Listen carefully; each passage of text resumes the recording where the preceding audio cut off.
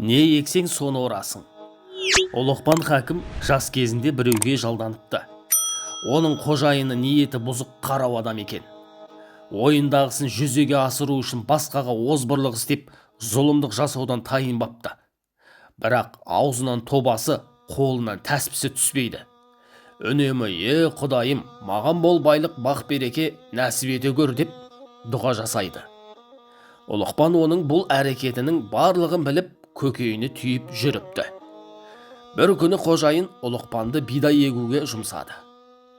Ол қапқа толтырып бидай емес, арпа салып әкеледі. Егістікке барып, еге бастады. Қожайын Ұлықпанның ісін көріп, «Ей ақмақ, мен саған арпа емес бидай ек деп едім ғой, қай құлағымен тыңдадың?» деп шүйлігеді. Ұлықпан сабырмен, «Арпа ексе бидай шықпай ма екен?» деп сұрады. «Шықпайды нақұрыс» деп зіркілдеді ол. «Қожам, ендеше сіз неге ұдайы жамандық жасап, жақсылықтан үміт етесіз? Арпадан бидай шықпаса, сіздің арам пиғылыңыз қалайша ізгілік болып қайтады?» деді Ұлықпан. Қожайын содан бастап пиғылын түзеп, ел жұртқа жәрдем беріп, жақсылық жасауды әдетке айналдырған екен.